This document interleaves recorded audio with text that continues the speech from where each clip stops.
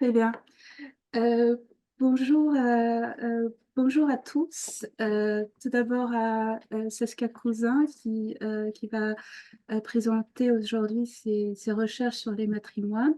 Mais bonjour aussi à tous les participants qui se sont connectés d'une part en ligne et d'autre part aux participants qui nous ont rejoints aujourd'hui dans la bibliothèque du Centre de civilisation française. Notre séminaire de recherche porte cette année, comme vous le savez, sur le patrimoine. Et aujourd'hui, nous allons continuer nos débats sur la question et sur les questions que nous avons abordées déjà il y a 2 semaines, à savoir les questions relatives aux collections des musées, à la restitution, mais aussi tout simplement sur le patrimoine et la signification du patrimoine. Et aujourd'hui, nous allons réfléchir à toutes ces questions autour de Madame Saskia Cousin, qui est présente en ligne. Euh, Avant peut-être de laisser la parole, j'aimerais bien dire quelques mots sur Madame Cousin. Saskia Cousin est anthropologue et sociologue au laboratoire Sophia Paul à l'Université de Paris-Nanterre. Son travail porte sur les économies de l'altérité, c'est-à-dire les échanges dont la valeur dépend du caractère d'altérité perçu ou assigné. Elle explore le gouvernement de l'altérité, ses mythes, son marché et son économie politique, mais aussi sa fabrique populaire, son économie domestique, ses subjectivations et ses résistances. Elle enquête aussi sur la restitution des biens culturels africains, l'hospitalité et le tourisme, l'altérisation mythique du roi, de la mère, de l'épouse, la divinité Ogun, les végétaux urbains et les ancêtres revenants. Euh, je cite justement la présentation. Elle le fait, si je comprends bien, à partir de terrain au Bénin et peut-être au Sénégal. Je vais poser des questions aussi sur cette question. Cette année, Saskia Cousin a publié, j'aurais dû montrer la couverture, un livre intitulé Ogun et les matrimoines aux presses universitaires de Nanterre. Et aujourd'hui, cette présentation constituera en quelque sorte le résumé de ce livre passionnant et d'un sujet passionnant. Euh, Saskia Cousin, merci encore beaucoup d'être là avec nous et de parler euh, de vos questionnements et de vos recherches. Merci beaucoup pour cette présentation. Je crois que vous passez la parole à quelqu'un ou c'est moi? Comment vous voulez faire? Excusez-moi, non, je passe la parole à vous-même. Ok, Vous aurez une cinquantaine de minutes pour justement parler de vos recherches. Ensuite, nous allons organiser un tour de questions. Voilà, ici. d'accord. Je vais essayer de partager mon écran. Je pense que c'est celui-là. Il ne faut pas que je me trompe. Euh, j'ai tellement de choses. Est-ce que vous voyez? Non, Je vois, oui, je le vois, il faut juste le mettre en route. en diaporama, ça devrait aller. Oui, oui, et je sais, ah voilà. Là, c'est bon. Alors, par contre, j'ai plus mes notes. Je le vois, c'est très Ok. bien. On voit la diapo d'une présentation intitulée Pour le retour à celles qui l'ont créé d'un patrimoine culturel irremplaçable. D'accord. Quand je suis comme ça, vous la voyez toujours ou pas en fond d'écran? Enfin, Moi, je vois en ce moment à la fois votre présentation et à la fois les diapos qui vont suivre. ok. Alors, je ne sais pas comment. Bon, tant pis. Parce qu'en fait, si je mets en plein écran, c'est pour plein écran pour moi aussi. Il n'y a pas les notes. C'est justement pour ça que je suis un peu en Ah, panique. Et je crois qu'il y bon, a... ce que je vais faire, si ça vous dérange pas, je vais laisser comme ça, mais en mettant plus, en plus grand. Voilà. Sinon, je vois On pas peut bien. faire comme ça.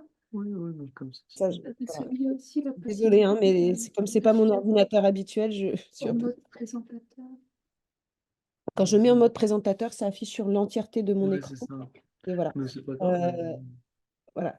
Donc, vraiment, toutes mes excuses. Bonjour à tous et merci de l'invitation. En fait, j'ai eu un problème de dernière minute. Donc, c'est mon ancienne présentation sur laquelle j'étais en train de travailler. Donc, il y a plus de texte. D'habitude, je commence par le texte, puis j'enlève le texte. Euh, il y a plus de texte que prévu, mais peut-être que comme je parle beaucoup trop vite, ça pourra finalement être un ressort. Alors, je vais moins parler de l'ouvrage que de la question du matrimoine en général, puisque l'ouvrage pourrait D'accord, en parler à la fin. Il aborde cette question du matrimoine, mais il est d'abord une monographie sur les fondations, l'histoire, les mythes de fondation d'une ville aux trois noms qui s'appelle Porto-Novo, donc capitale du Bénin, mais aussi Roquebrune et Adjacé. Et l'enjeu, et on y reviendra peut-être sur les questions de décolonial, c'était de raconter l'histoire des fondations de cette ville en prenant comme des mythes aussi bien le récit colonial que le récit missionnaire, que le récit yoruba, que le récit fond, et de les traiter en leur posant les mêmes questions, de ne pas supposer que l'un relevait de la légende, de l'autre du mythe, etc. Et j'étais partie de cette question-là. Je vous parle de ça parce que ça va expliquer aussi la suite, puisque le récit officiel de Porto Novo, donc capitale du Bénin, c'est l'histoire d'un Portugais qui découvre cette ville en amphithéâtre et qui trouve qu'elle ressemble à sa ville Porto et qui la nomme Porto Novo. En fait, tout ça est faux, puisque Porto Novo, c'est nouveau port d'esclaves, port d'esclavagistes qui est instauré au milieu du 19e siècle, au moment où la traite est interdite à Ouidah. Et donc, en fait, se met en œuvre une traite illégale portée par les Nantais. Et ce nouveau port d'esclaves. Et la ville, enfin, ce nouveau port ne se trouvait pas où se trouve la ville en même temps. Donc, en découvrant que cette histoire officielle était totalement fausse, j'ai commencé à m'intéresser sur l'ensemble des récits patrimoniaux, puisque mon travail au départ, on va dire depuis une vingtaine d'années, il était aussi de m'intéresser à la manière dont était mise en marché le récit patrimonial. Et la manière dont finalement cette mise en marché était dès le début du 19e en Europe, et plus particulièrement en France, et plus particulièrement dans le centre de la France, qu'on appelle la vallée de la Loire, où j'avais travaillé. Comment est-ce que des choses qui nous paraissaient, on va dire, un récit historique, avaient été construits par tout un phénomène, mais ce que vous travaillez déjà dans le cadre de ce séminaire, de tri, en fait, de sélection, d'épuration de ce qui fait patrimoine pour le présenter. Et ce qui m'intéressait, c'était finalement le rôle des opérateurs et des acteurs extérieurs, notamment le Touring Club de France et des opérateurs, mais aussi les folkloristes, tous ces opérateurs qui allaient mettre en marché une identité qui, un siècle plus tard, apparaît comme quelque chose d'historique, d'un patrimoine qui serait incontestable. Et donc, avec cette expérience d'ayant travaillé sur cette mise en marché historique, en fait, du patrimoine des châteaux de la Loire, hein, eh bien, je me suis intéressée à cette question-là dans un autre domaine qui est le Bénin, au sein duquel je fais des enquêtes depuis une vingtaine d'années. À Porto-Novo en particulier, sur les enjeux touristiques, et puis dans le cadre d'un programme sur la restitution, qui s'appelle Retour, qui est un programme qui comprend une vingtaine de chercheurs et qui travaille sur les enjeux de la restitution et du retour dans différents pays, notamment au Bénin, au Sénégal, au Mali et au Cameroun. Est-ce que vous m'entendez bien? Est-ce que là... oui, tout simplement dans cette salle, il y a aussi des speakers et on essaye de connecter pour que le son soit un peu plus fort. C'est pourquoi je fais des gestes. D'accord, Ne vous c'est inquiétez pas à pas. moi que vous faites des gestes alors. Ok. Non, c'est pas à vous. On vous entend, mais on aimerait bien vous entendre encore un peu mieux. Donc, Je vais mettre mon son. Voilà, donc ça, c'est un petit peu en guise d'introduction, euh, cette entrée-là. Cette entrée, c'est aussi... Donc, avec cette entrée-là, il y a par ailleurs, il y a une question que je me pose justement, c'est justement comment, depuis longtemps, hein, comment se fait cette sélection patrimoniale? Qui décide ce qui fait patrimoine et ce qui ne fait pas patrimoine? Et notamment, dans le travail que j'avais fait dans le centre de la France, c'est un territoire rural. Comment on en arrive à expliquer que, en gros, l'identité, c'est les rois, les reines, enfin, c'est le pouvoir, voilà. Et donc, ça m'intéressait aussi, évidemment, à Porto-Novo. Et puis, quand j'ai commencé à travailler sur la question des restitutions et des retours, euh, je suis tombée sur un texte sur lequel je vais revenir de Léane Hertz qui porte sur les matrimoines et l'histoire des matrimoines. Donc, ce que je vais essayer d'illustrer aujourd'hui, c'est d'essayer de croiser un certain nombre de manière de faire patrimoine et matrimoine, c'est-à-dire de faire héritage dans d'autres aires linguistiques et culturelles que, on va dire, au sens large, l'ère francophone, parce que je vais parler d'étymologie, et puis comment ça peut nous intéresser pour réinterroger les catégories du genre et en fait le patrimoine, puisque patrimoine, c'est les choses de nos pères. Donc, ne pas oublier ça, et que donc il y a une Mhm. sélection à un moment donné, et ce que c'est de cette histoire. Donc, pour commencer, j'ai intitulé ma communication pour le retour à celles qui l'ont créé d'un matrimoine culturel irremplaçable. Donc, le P est barré et celle, je l'ai mis entre tirets, c'est exprès, puisque ça fait référence à un célèbre texte, une célèbre allocution du directeur général de l'UNESCO, très célèbre des années 70, plutôt 80, Amadou Matambo, qui s'appelait Pour le retour à ceux qui l'ont créé d'un patrimoine culturel irremplaçable. Donc, Amadou Matambo est le premier directeur général de l'UNESCO à venir d'Afrique. Il va mettre en place un discours et une politique de l'UNESCO avec l'idée d'avoir une forme de réciprocité, et il va plaider, en fait, pour le retour des biens spoliés. Donc, je ne vais pas rentrer dans l'histoire des restitutions, mais il faut savoir que l'histoire des restitutions et des demandes de restitution ne date absolument pas du discours du président Macron en 2017. Dès qu'il y a spoliation, il y a demande de restitution.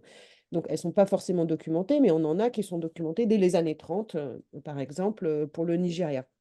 Donc, que fait Amadou Matarmbo?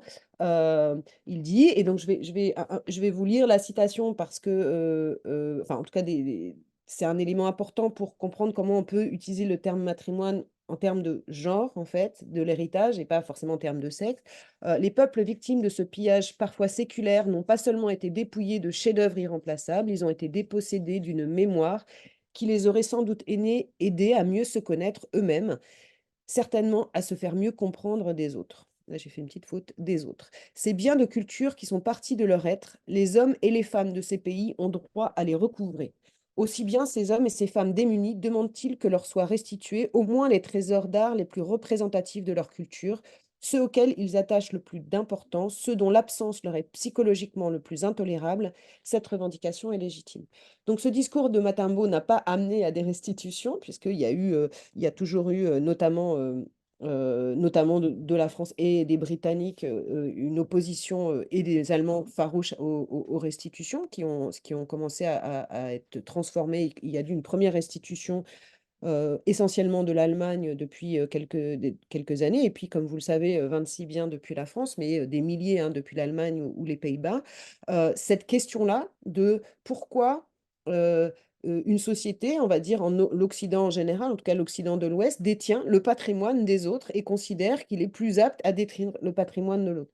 Cette question-là, j'ai commencé à la travailler à partir d'une autre question qui est une approche, on va dire, genrée et non sexuée de ce qui fait héritage, qui vient d'une lecture que j'avais fait donc il y a très longtemps. Donc je vais vous en mettre un. Alors là, c'est justement ça. C'était, je comptais garder juste quelques citations et finalement, il reste les textes en entier. Un texte de Hélène Hertz qui est paru, qui s'appelle Le Matrimoine, paru dans un ouvrage qui s'appelle Le Musée Cannibale. Si ça vous intéresse, je pourrais vous envoyer l'article où elle travaille sur la différence entre le patrimoine et le matrimoine du point de vue du genre. Mais elle commence par une étymologie, une étude étymologique de la notion de matrimoine. Et donc, vous avez là devant vous cette question. Donc, matrimoine, ça devient de mater, hein, ce qui vient de la mère. Et puis, ça a changé. Donc, mater, matrimoine, qui désigne en ancien français les biens maternels, jusqu'à devenir matrimoine au début du 14e, à la fin du 14e siècle. Donc, ce qui a été souvent présenté comme une manière de... Alors, excusez-moi, je m'arrête, mais il y a mon fils qui... euh, je... Excusez-moi, tu sors tout de suite de mon bureau. Euh, je suis désolée, il avait perdu son passe Navigo et donc il tourne autour de moi depuis tout à l'heure pendant que je suis en train de parler, ce qui est extrêmement troublant. Pour rester... Ce n'est pas du tout grave. Nous avons eu aussi des problèmes techniques ici. Elles sont résolues. Donc, nous vous comprenons parfaitement. Voilà. Ok, c'est bon. C'est les adolescents. Bref, Donc l'idée de ce matrimoine, souvent, ça a été présenté, notamment quand ont été créées en Europe et en particulier en Belgique, les journées du matrimoine, comme un néologisme, une invention. En fait, comme vous voyez, c'est un terme extrêmement ancien, donc qui date, qui vient du latin et qui est quelque chose qui est imposé qui est courant dans le Moyen Âge, puisque on hérite des biens de son père, le patrimoine, et des biens de sa mère, le matrimoine. Et cette disparition du matrimoine, elle va arriver, on va dire, avec l'époque moderne où la mère n'est plus considérée comme mère, mais uniquement comme épouse. Et je vais revenir sur cette distinction-là qui est fondamentale pour comprendre et pour utiliser, mobiliser ce terme de matrimoine pour étudier le patrimoine, finalement. C'est ce passage-là où vous n'héritez plus du bien de la mère, le matrimoine, et du bien du père, le patrimoine, puisque le père devient propriétaire de l'épouse. D'accord? Donc on passe d'un moment où, finalement, il y a la mère et le père, matrimoine, patrimoine, où, finalement, l'époux, jouit, donc c'est, une citation, hein, je vous ai mis une situation de Brantôme, on est, je crois au XVIIe siècle. Heu heu, les biens dont jouit l'époux sont composés de 3 éléments: le patrimoine, le bien de la mère et le bien qu'est la mère, c'est-à-dire l'épouse. Et donc ce passage-là, qui est aussi un passage juridique, puisque ça va être, on va dire, mis en forme avec le code civil de Napoléon, la mère n'existe plus en tant que telle, et ses biens n'existent plus en tant que tels, puisqu'ils sont la propriété de l'époux. D'accord? Et donc cette notion de matrimoine va passer de notre héritage de nos mères à matrimonial, c'est-à-dire uniquement ce qui a à voir avec les liens du mariage. Donc une relation de transmission à une relation, voire d'assujettissement dans le code, napoléonien. D'accord? Donc cette histoire-là, qu'étudie, Hélène Hertz, lui permet en fait de faire une proposition en termes de genre, donc elle écrit en 2002, de dire que finalement ce rapport, on va dire, de domination, du patrimoine sur le matrimoine tel qu'il est inscrit dans l'histoire, juridique et linguistique française, peut être, mobilisé pour étudier les rapports de pouvoir, entre certains patrimoines, ou la manière dont l'Occident, produit, conserve, regarde, écrit sur les patrimoines des autres. En l'occurrence, elle écrit cet article à propos des collections ethnographiques qui se trouvent au musée d'ethnographie de Neuchâtel. Donc on peut absolument, alors ça rentre dans le travail que vous avez évoqué sur, ce que j'ai appelé les économies de l'altérité. C'est-à-dire, utiliser le terme de matrimoine pour réfléchir à cette question-là.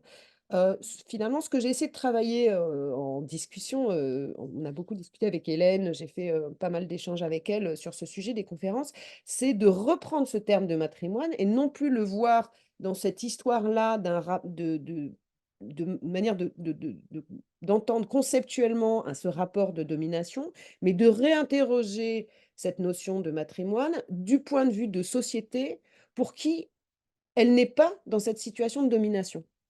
Et donc c'est ça dont je vais vous, parler maintenant, puisque dans plein de sociétés, on va dire, dans d'autres langues, hein, ce rapport-là, n'est pas instauré tel qu'il a été instauré dans l'époque moderne, avec l'idée que les femmes sont le sexe faible, et cetera. Puisque l'enjeu en termes de, rapport, n'est pas un enjeu sexué au sens biologique, mais un enjeu genré où, finalement, ce qui va se jouer, c'est aussi des relations de génération et de seniorité.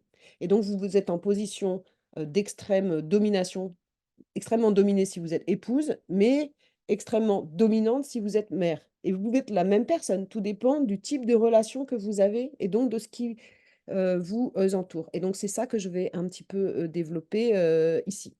Hem Si je parle trop vite, il faut m'arrêter, voilà. Je suis, désolée à l'avance parce que j'ai tendance à accélérer, surtout quand je vois le temps passer, donc il faut m'arrêter. Cette façon de voir les choses, elle est aussi venue du fait que quand j'ai travaillé sur la question avec des collègues, alors je dois dire que tout ce travail, je le fais, c'est un travail collectif, hein, qui vient d'une équipe et en particulier du travail d'enquête qu'on fait avec, Sarah Tassi qui est en postdoc et qui est actuellement chargée, de provenance, au musée, Africa Museum européenne à Bruxelles, qui a fait son postdoc à Porto-Novo, et Madina Yawetome, qui est en doctorat avec moi et qui travaille à Abomey sur les questions des matrimoines tels qu'ils sont transmis et qu'ils circulent en particulier à Abomey. Donc, ce que je vous dis m'appartient, mais en même temps, il a été collectivement recueilli, notamment tous les entretiens qui ont été recueillis en fond, et puis les discussions qu'on peut avoir sur les significations en fond, en Yoruba et en Gond, dont je vais vous ai parlé. Autre chose aussi, c'est que finalement, quand on s'intéresse à ce qu'on garde et ce qu'on restitue dans le cadre des restitutions, ce qui est mis en avant, à la fois ce qui est demandé, mais aussi surtout ce qui est restitué, même quand ça n'est pas demandé, c'est essentiellement des regalia. C'est-à-dire des instruments du pouvoir, qui sont en général des instruments du pouvoir masculin, en tout cas présentés comme tels, et finalement ont disparu, alors même que, par exemple, pour le Bénin, c'était demandé. Les amulettes dites des Amazones, des Agoji, ne font pas partie de ce qui a été restitué par la France, alors même qu'elles étaient demandées par le Bénin. Et en fait, en se penchant sur quels qu'est-ce qui avait été volé, comment, pourquoi, etc., on s'aperçoit que les réserves des musées occidentaux sont pleins d'objets qui peuvent être considérés comme anodins ou secondaires, et qui, en général, sont liés, en fait, ont une relation, enfin, sont un matrimoine, pour le dire vite. Alors, un matrimoine traditionnel de type cuisine, artisanat, vêtements, mais aussi un matrimoine guerrier, et qui pose des problèmes, en fait, qui, parce que justement, ils rentrent pas forcément dans les cadres tels qu'ils sont pensés par, ben, les gens qui travaillent le dessus, et on a plus particulièrement travaillé avec, Madina et Sarah sur les amulettes volées sur les cordes des Amazones dans une guerre de 1890 qui n'existe pas officiellement puisque la guerre n'était pas déclarée. La guerre officielle contre le royaume du Dahomey, c'est en 1892, et donc cette histoire-là a disparu. Or, c'est le moment où l'immense majorité des Amazones, donc des Agogier, ce qui veut dire ôte-toi de moi, ôte-toi de mon corps, sont massacrés. Donc cette histoire-là, cette fois, donc cette histoire guerrière, elle disparaît, mais aussi la façon dont certains, et notamment marchands, se sont appropriés, ont achevé et se sont appropriés les choses des Agogier, et puis la façon dont le fait qu'elles existent, ces choses, qu'elles soient toujours conservées, et que le musée du Quai Branly, enfin en tout cas l'État français refuse de les restituer, puisqu'il faudrait reconnaître en fait toute cette histoire-là, qu'il y a eu une guerre avant la guerre, que des jeunes femmes ont été achevées sur un champ de bataille, ce qui va à l'encontre évidemment de toutes les lois de la guerre, etc. Et donc, du coup, il y a une disparition de ce matrimoine, qui est bien un matrimoine guerrier, mais qui ne rentre pas dans la logique patrimoniale de deux États se font la guerre, il y en a qui a gagné, il y en a qui a perdu, on reconnaît la bravoure de l'autre, le tout dans les droits de la guerre, on restitue quelques objets, voilà, tout ça ne rentre pas dans dans l'histoire commune. Donc ça, c'est une entrée, en fait, sur le matrimoine, qui est de dire ces choses-là qui sont disparues, qui ont disparu du discours officiel, aussi bien côté béninois, dahoméen, même, c'est même, par exemple, le Dahomey n'a demandé, le Bénin n'a demandé que les colliers des Amazones, parce que certaines des amulettes sont considérées comme trop sulfureuses, parce qu'elles contiennent des restes humains, des restes humains, et donc en fait, ça donnerait une mauvaise image de l'Agodier, qui est l'Amazone, qui est l'emblème touristique du Bénin. Donc la femme béninoise Agoji Amazone ne doit quand même pas se promener avec des amulettes dans lesquelles elle a mis les crânes de ses ennemis. Vous voyez, parce que justement, on est rentré dans ce logique matrimoniale où il faut être un peu plus lisse que ça, quoi. Il faut... Voilà, donc on demande le tablier, le costume, les amulettes qui ont forme, qui ont forme de collier. Donc, je suis partie et nous sommes partis de là.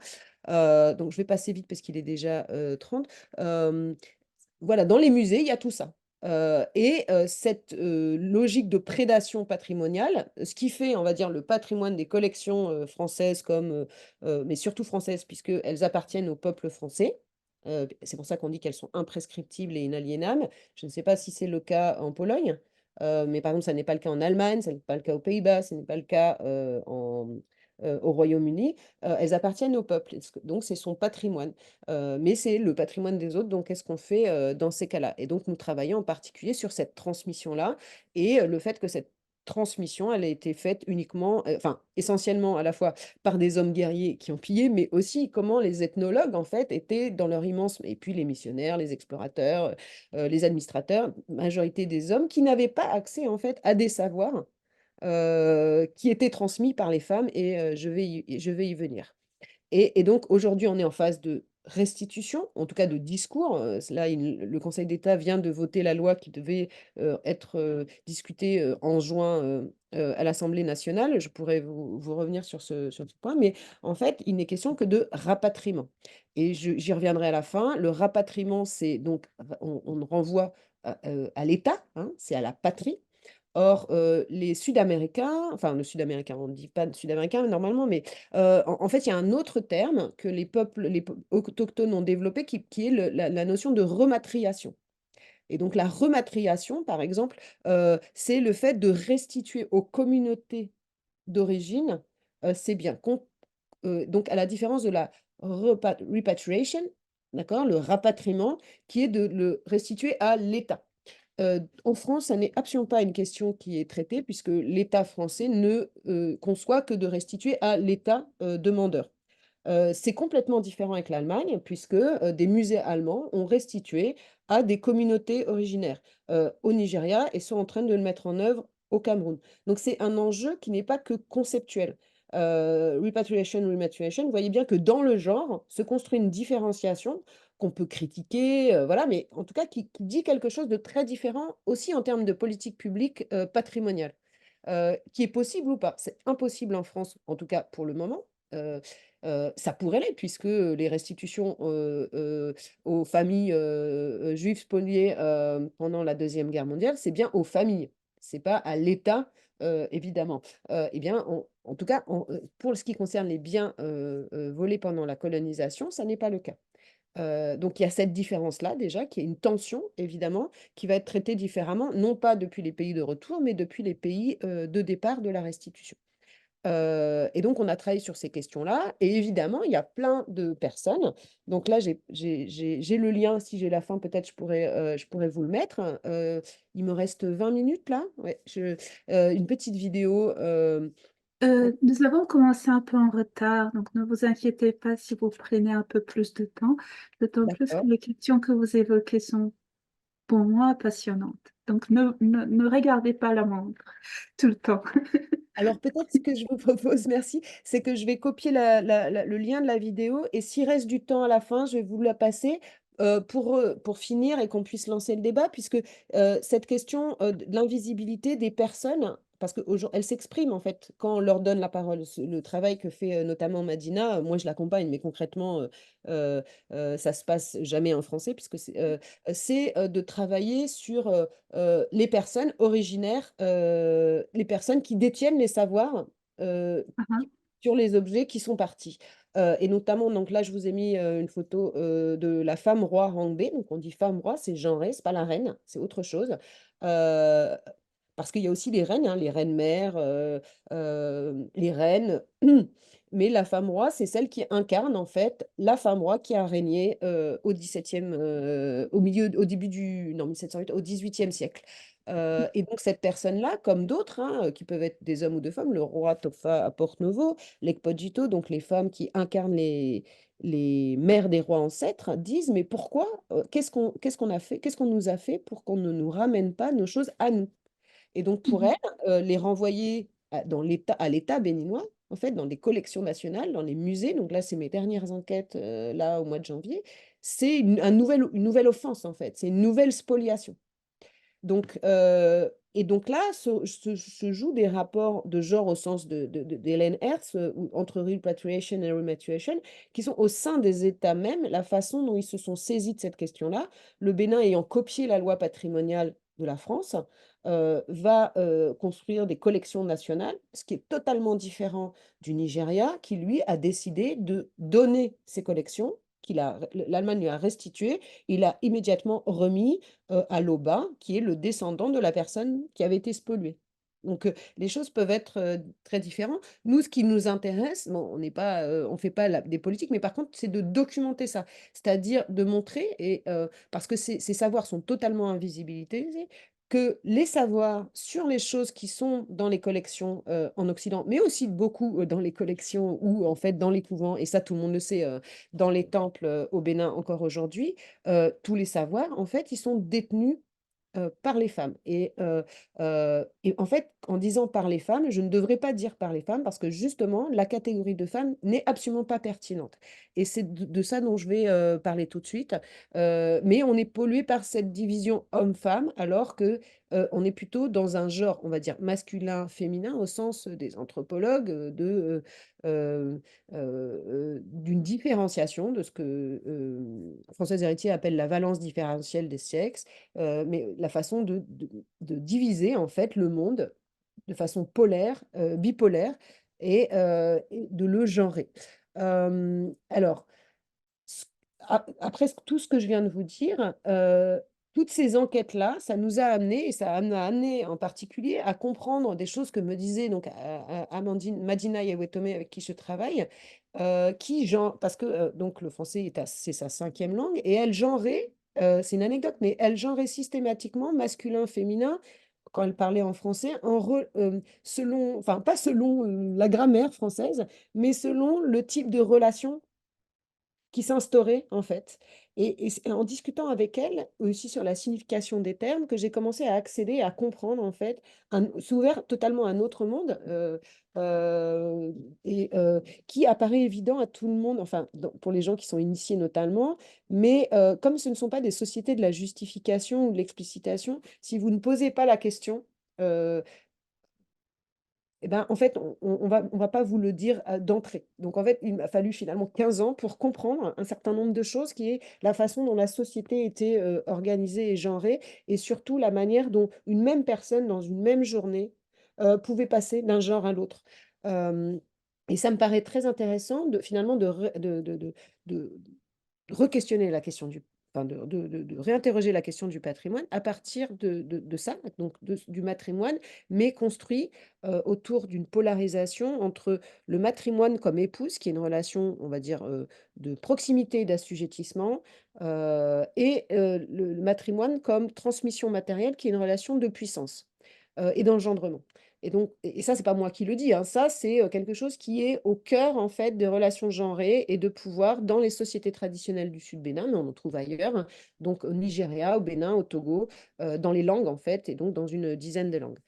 Et ça, c'est des choses qui sont développées dès les années 80 par, des chercheuses, notamment nigérianes, donc Ifi Amadume, travaille sur la société, Igbo et Oyeronke Oyewumi, qui est une chercheuse, une sociologue nigériane, donc qui travaille sur du monde Yoruba, comme on dirait en français, enfin la langue Yoruba, et qui en fait vont montrer que les catégories de femmes, qui critiquent en fait la dichotomie entre femmes et genre dans les sociétés occidentales, ou plutôt elles critiquent le fait que le genre est en train de devenir un synonyme du sexe féminin, enfin de la division sexuelle anatomique en disant: «Mais le genre, en fait, en faisant études genre qui sont en fait l'étude des femmes, en considérant que les femmes, entre guillemets, le genre, ça serait toujours une relation de domination, en fait, et en utilisant la femme comme une catégorie, biologique, vous, en fait, vous ne faites pas ce que vous dites que vous faites. C'est-à-dire, il n'y a pas de distinction entre le genre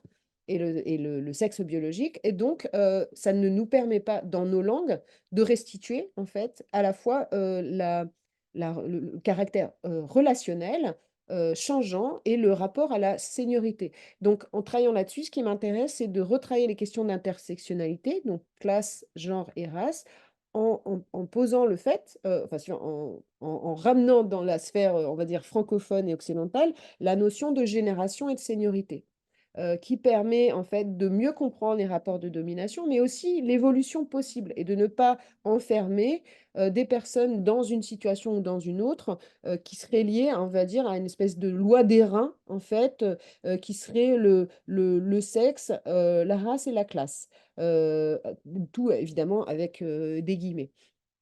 Et donc, en lisant, et donc je vous conseille les travaux de Ifi Amadume, Oyeronke Oyewumi. Ce qui est intéressant, c'est qu'elles écrivent dans les années 80 et finalement, on découvre aujourd'hui la modernité de ce qu'elles écrivent, qui est la modernité des sociétés, en fait, et des langues, au sein desquelles elles travaillent, et le fait justement qu'il y a pas et de sortir de cette idée de catégorisation absolue et de regard de neutralité, qu'on a dans les sciences sociales traditionnelles et qui ont été remises en cause par les études féministes du Standpoint et cetera, dans les années 80, enfin 90-2000.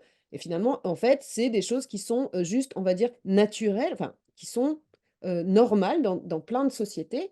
Une des premières fois, enfin là, par exemple, je discutais avec un vieux monsieur on parlait d'un ami commun qui a voyagé, comme on dit, c'est-à-dire, qui est décédé, et il me disait: Moi, avec Théodore, on avait le même patrimoine, à Porto-Novo et le même patrimoine à Ogoukoumé.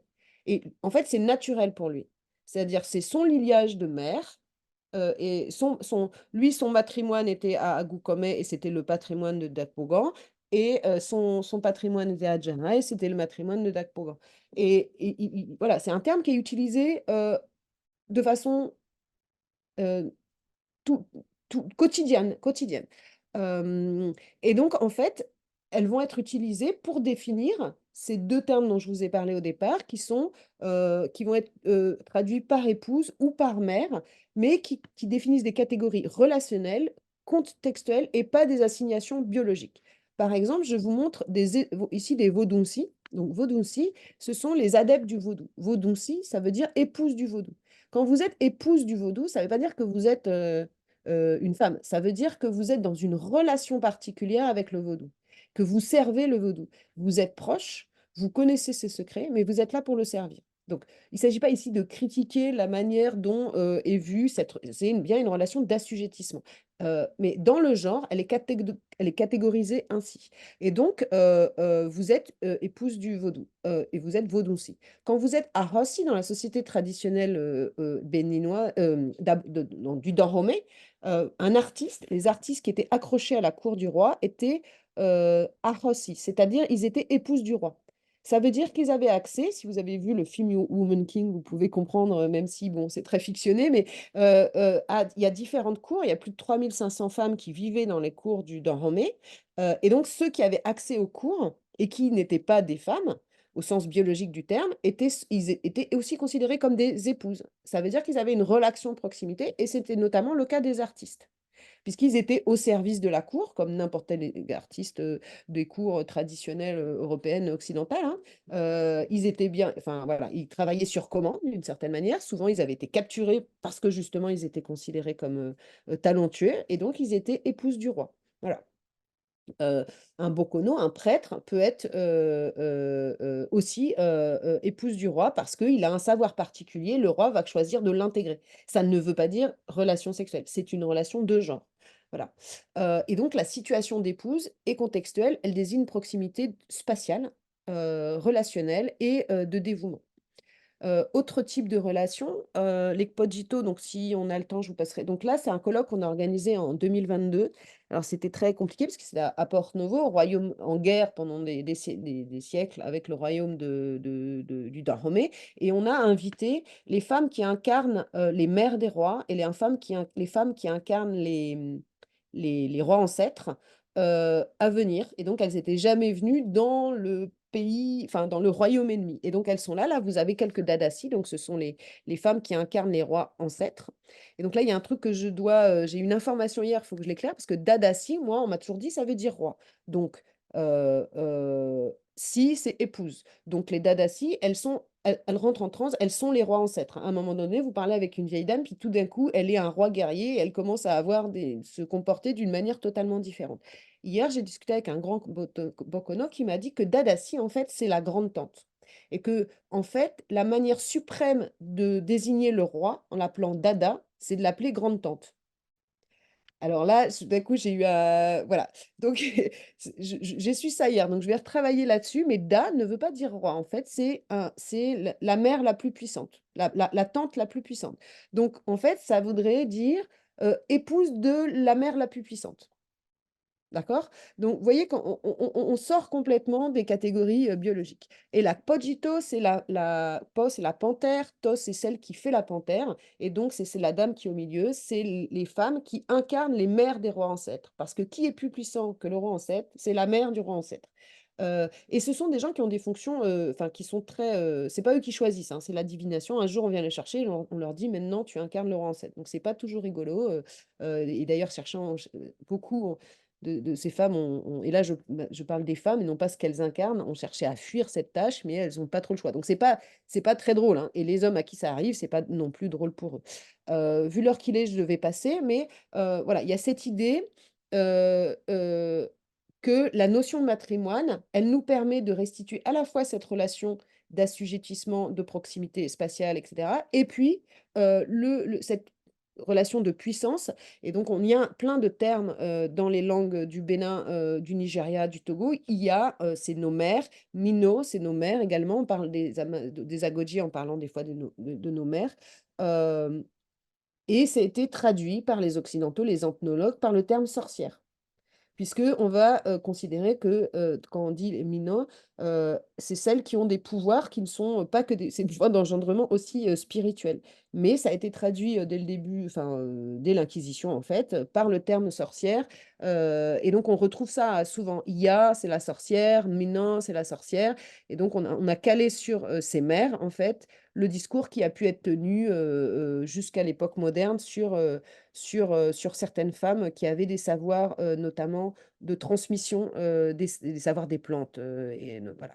Hem Et ces savoirs, ils passent alors je vais, essayer d'aller, plus vite sur cette question-là. Ils passent par quelque chose qui est très spécifique dans ces sociétés, qu'on appelle l'oriki ou le mamelan, qui sont les panégyriques. Mais ce qui est spécifique, ça n'est pas d'avoir un panégyrique, c'est que ce panégyrique, c'est une performance qui dépend de qui le dit et à qui on s'adresse et qui donc va changer en permanence. Évidemment qu'il y a des choses qui restent, qui permettent la transmission de génération à génération, mais à chaque fois, c'est une performance comme une impro, si vous voulez, qui est performée par les femmes et c'est certaines femmes, donc les yao, les épouses de la maison, qui sont en charge, par exemple, de mémoriser, la mémoire de la famille de leur époux, puisqu'on considère que comme elles sont étrangères, elles seront plus, objectives, en fait et de le transmettre. Donc le matin, elles vont donner à leurs enfants leur oriki à elles, donc leur histoire maternelle, leur matrimoine et transmettre aussi à leurs enfants, leur patrimoine et donc donner un nom différent à l'enfant qui sait qu'en fonction de la personne, qui s'adresse à lui, il va être nommé différent. C'est-à-dire que quand on va vous dire: «Bah, ça, c'est mon matrimoine», ça comprend toutes les hommes et toutes les femmes d'une certaine famille qui est apparentée maternellement. Donc il s'agit pas de matriarcat ou de matrilinéaire, mais c'est une situation et pareil pour la Tanignon, la mère coutumière, c'est elle qui doit détenir tous les savoirs, rituels, et qui va conseiller en fait, par exemple, les gens qui vont prendre la parole en public, donc les rois, enfin c'est la grande prêtresse si vous voulez. Mais elle va pas prendre la parole en public, mais c'est elle qui détient les savoirs, puisque dans ce type de relation, la valence différentielle, elle est sur le caractère, on va dire, secret, le public étant ce qui est vu par les profanes et donc elles vont transmettre un certain nombre de choses, à celui qui doit prendre la parole en public, qui sont, les hommes qui vont être désignés, à qui on va dire mais moi je l'ai vu aussi par exemple pour le roi de Porte-Novo, c'est-à-dire il se retire, les épouses, on dit ses épouses, mais elles sont pas c'est pas ses épouses, elles sont pas dans son lit, c'est les épouses du palais, lui disent ce qu'il doit dire, il ressort et il fait son discours.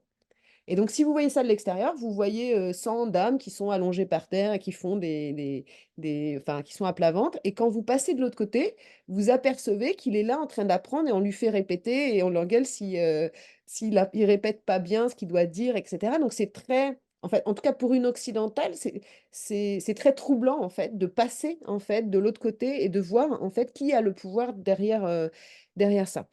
Et parler de matrimoine, ça permet de passer justement de cette relation-là, de cette qui est quand même une relation, parce qu'on est quand même dans des sociétés patriarcales comme partout, hein, mais qui sont des relations d'assujettissement qui, tout d'un coup, peuvent basculer, pour certains domaines de la société. Donc cette question-là, évidemment, elle est importante quand on travaille sur la question du genre de la restitution. J'ai travaillé sur cette question-là aussi. On a fait une enquête qu'on n'a pas terminée, mais depuis 2009, depuis 2019, pardon, avec Sarah Tassi sur qui était presque au départ la différence sexuée sur les prises de position sur la restitution, au départ. C'est-à-dire, on s'est aperçu que tous ceux, alors c'est un peu le cas maintenant, c'est un peu moins le cas, mais qui prenaient parole pour la restitution étaient des femmes, et c'était bizarre, et que tous ceux qui étaient contre, au moment où c'était très, on va dire, disciple qu'on était contre la restitution en Europe, étaient des hommes. Et ensuite, on s'est intéressé, alors c'est pas juste la question de la différence opposition des uns et des autres, hein, qui est conservateur, qui est directeur de musée, qui est chercheur, pourquoi, et cetera. Est-ce que la question, est-ce que la division sexuelle du travail avait à voir quelque chose, enfin, permettait de comprendre les choses, ce qui n'était pas le cas. Et on s'est intéressé, donc on a posé une autre hypothèse qui était, finalement une relation de genre aux collections, qui paraît plus pertinente, et on a travaillé sur une cinquantaine de séminaires, de prises de position, et cetera, qui était qu'en gros, hem, on avait une relation, les collectionneurs conservateurs, hommes, ou en tout cas s'assignant comme hommes, avaient une relation d'altérité à leur collection. Les choses des autres, enfin, et un rapport et un discours de la possession, et c'est quelque chose qui est très prégnant chez les collectionneurs, hein, qui parlent de leur collection, mais aussi chez certains converteurs, comme, des épouses. Au sens, on les désire, on les acquiert, on jouit d'elles, et puis quand on n'en veut plus, on les revend. Voilà, et avec un discours, revendiqué, hein, presque érotique revendiqué, notamment, chez les collectionneurs. Et donc, un discours de la trahison au moment du discours sur la restitution. De la trahison de ces choses qui veulent nous quitter. Ou qu'en gros la famille veut les reprendre, mais elles sont tellement bien chez nous. Et c'est quelque chose, enfin, si je peux vous donner des références si ça vous intéresse, il y a beaucoup d'anthropologues qui ont travaillé sur le discours des collectionneurs, pas sur ces questions de restitution, mais qui montrent ça très bien, notamment par exemple Monique Balini jeudi, sur ce rapport de propriété aux collections. Et la différence qu'on avait chez les conservatrices, hein, directrices de musées, et cetera, c'est qu'elles avaient un rapport d'identification aux collections, ce qui est totalement différent. Et donc ce rapport d'identification aux collections fait que en période de restitution, si les collections sont vos épouses, ou si vous vous identifiez aux collections, et notamment, je pense, à Nanette Snoop, à un certain nombre de directrices de musées en Allemagne qui disent: «Mais en fait, on est directeur d'un cimetière, en fait, et qu'est-ce qu'on fait de ces restes, humains ou non humains d'ailleurs?» Mais voilà, et donc ils s'identifient aux cadavres. Enfin, ils s'identifient aux collections comme étant des cadavres ou des victimes. Et donc cette différence-là dans le genre fait que, ça permet, en tout cas, c'est une hypothèse, qu'on essaye d'étayer, beaucoup plus de comprendre en fait certain nombre de prises de position, sur la question, dans le genre. Donc, pour finir, évidemment, le matrimoine aujourd'hui, le terme est utilisé plutôt, comme, les journées du matrimoine, ça serait les journées des artistes, femmes, en fait. C'est beaucoup utilisé comme ça, et c'est très bien aussi, hein. Mais là, l'enjeu de notre recherche, c'est vraiment de repolitiser cette question-là, enfin politiser au sens pas politicien, hein, mais, de prendre au sérieux, finalement, ce que raconte Scott, c'est-à-dire que, la question du genre, elle est utile, comme différence d'utiliser le terme sexe, si différenciation sexuelle, si elle a une prise politique pour comprendre en fait la construction, genrée, des rapports, mais simplement ce que nous permet le matrimoine, plus que peut-être juste la question du genre, ou la question des rapports, sociaux de race, ou la question, des rapports sociaux tout court, c'est de mettre la question de la génération, et donc la puissance d'agir, et de sortir de quelque chose qui est, ce qu'on pourrait reprocher à Hélène, ce qui est, comment dire? De considérer a priori que dans le genre féminin serait toujours en situation de domination. Le matrimoine nous permet de sortir de ça, puisque on passe de l'un à l'autre, voilà. Et donc c'est une autre forme d'intersectionnalité, mais qui permet en fait de travailler, en fait, en tout cas, l'enjeu, en tout cas tel qu'il est saisi dans les langues et dans les sociétés dans lesquelles je travaille, les personnes qui s'en saisissent, n'y voient pas un discours sur la domination et donc ça permet de s'en saisir, comme une agency, comme une façon de se réapproprier, des rapports de genre, mais aussi des rapports de colonialité, de transmission, et des héritages et en ce sens, ça nous paraît intéressant d'en faire une catégorie à discuter, évidemment, hein, mais pas juste, en fait, de la réduire à, qui vient, produit par les femmes, même si c'est évidemment extrêmement important de sortir de l'idée que, les femmes, c'est comme disait, je crois Guerry Hagel, hein: «Les femmes ne sont pas que des muses», comme le disait également la ministre, de la culture, grecque en 1982, à, Mondiacult. Les femmes ne sont pas que des muses, parfois elles sont aussi des ministres et elles peuvent sortir de leur, statut de sujet, de muse, de déesse, pour aussi, produire quelque chose et c'est ce que, dans le rôle de mère qu'ont certaines, personnes et dans leur passage qu'on peut trouver ça et donc, juste en termes guise d'illustration, je vous ai mis une photo, d'un jeune artiste qui s'appelle Manuel Loriano, qui a été faite en 2022 dans l'exposition de, donc l'exposition qui de restitution, donc ça, c'était la première salle, hein, où les choses restituées, au Bénin étaient exposées. Donc là, vous avez un des trônes des rois d'Abomey, et vous avez donc les Dadasi, donc ça avait été, la restitution était soumise à condition et c'est toujours le cas et c'est un des problèmes. C'est-à-dire que la France restitue à condition que les choses restituées soient exposées au public et mises sous vitrine. Ce qui évidemment, empêche toute rematriation et donc vous avez ces phénomènes de finalement de réappropriation ou de tentative de réappropriation puisque les personnes qui sont là, évidemment, elles sont pieds nus puisqu'elles viennent, interagir avec des trônes qui pour elles ne sont pas que matériels.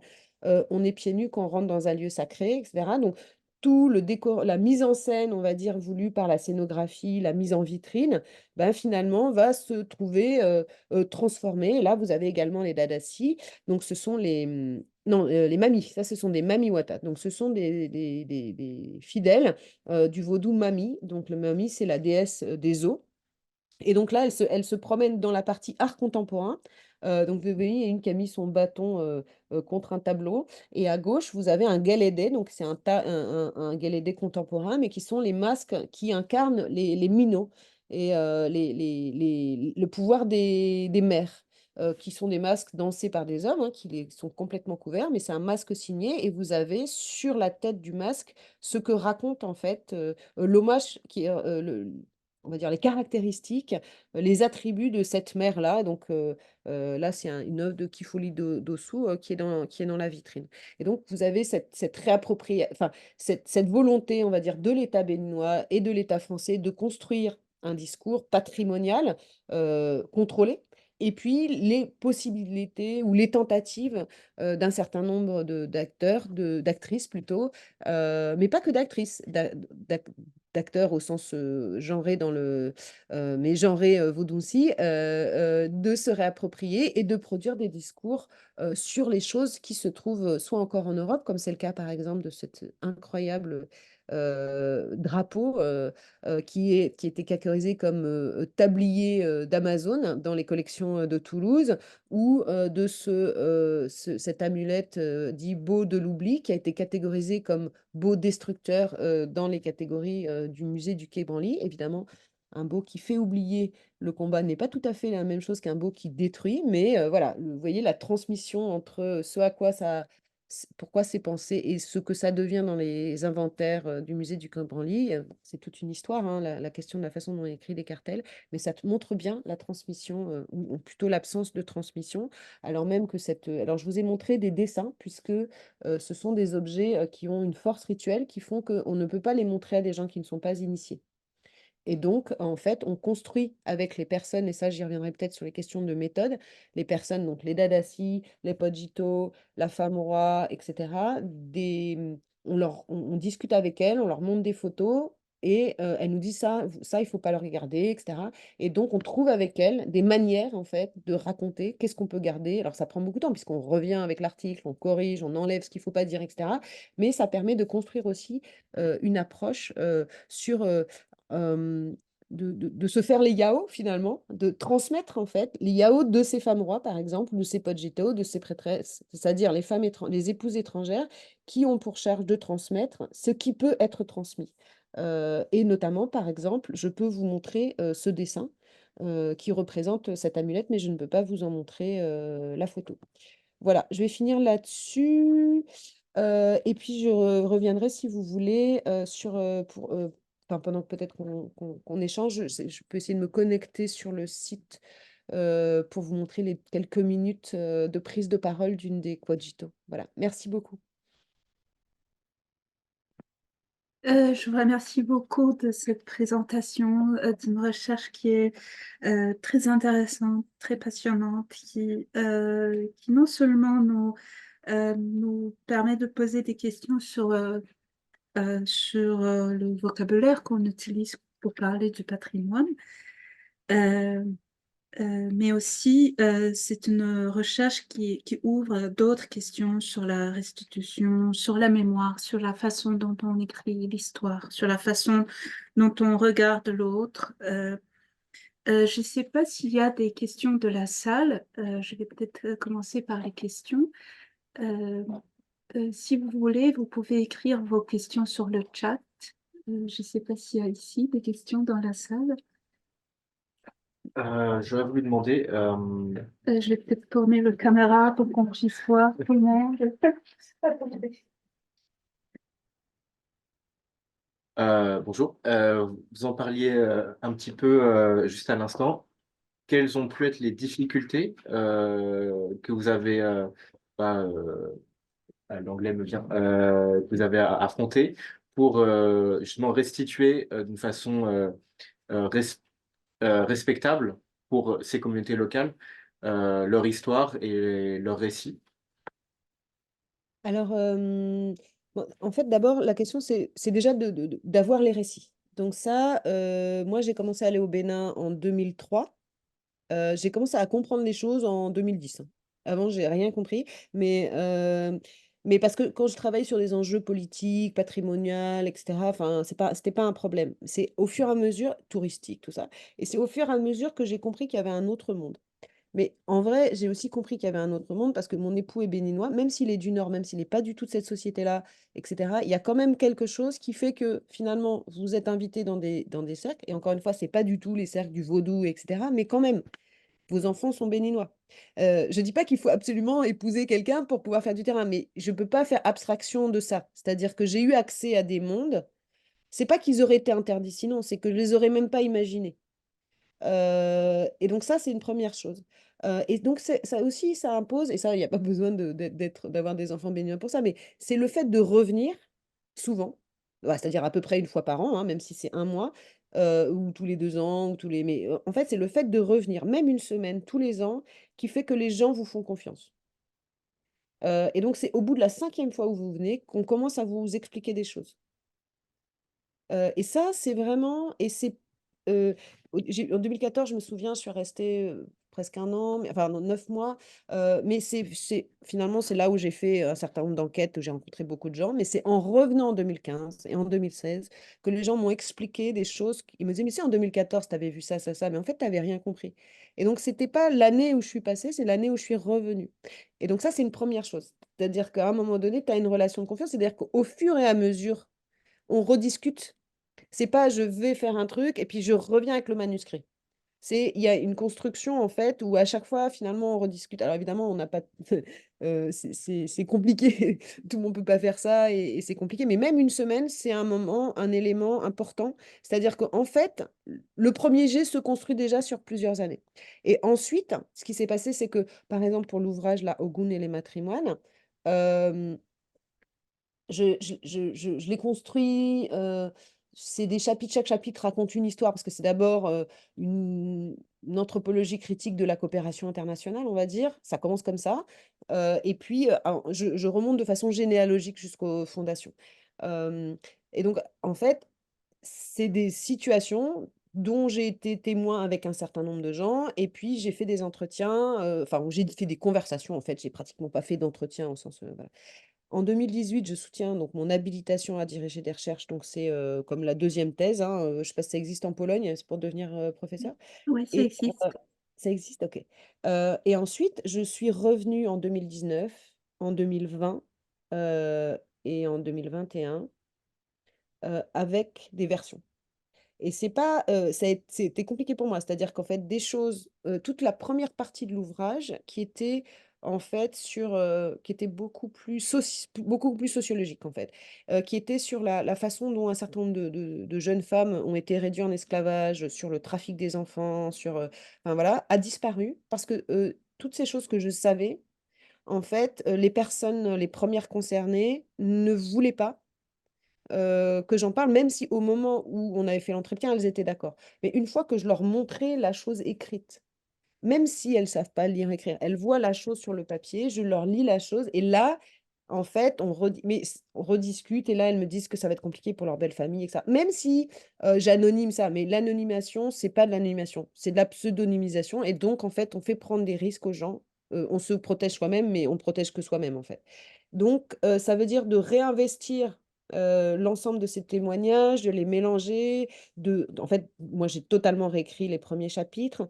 Hem, Parce que l'enjeu de cet ouvrage, c'était d'abord de m'adresser enfin, c'était d'abord en tant qu'IAO, c'est-à-dire justement à la fois de poser des questions à cette société-là, qui a totalement fait l'impasse sur son histoire esclavagiste, sachant que, 10 de la population, de Porto-Novo était captive au début du XXe siècle, dont 70 de femmes et donc en fait, la plupart, en fait, des personnes avec lesquelles j'ai discuté, leur grand-mère était une captive.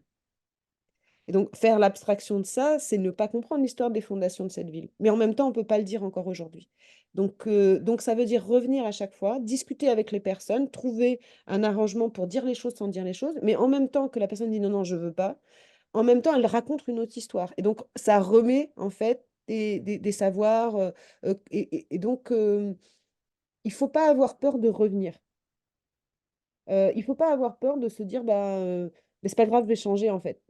Heu, Moi, je pense que mon travail s'est grandement aussi amélioré, même si c'est pas le travail que je voulais faire au départ, qui était sur, une histoire plus sociologique, marquée, enfin, sur des parcours de vie précis, de généalogie, de famille en particulier.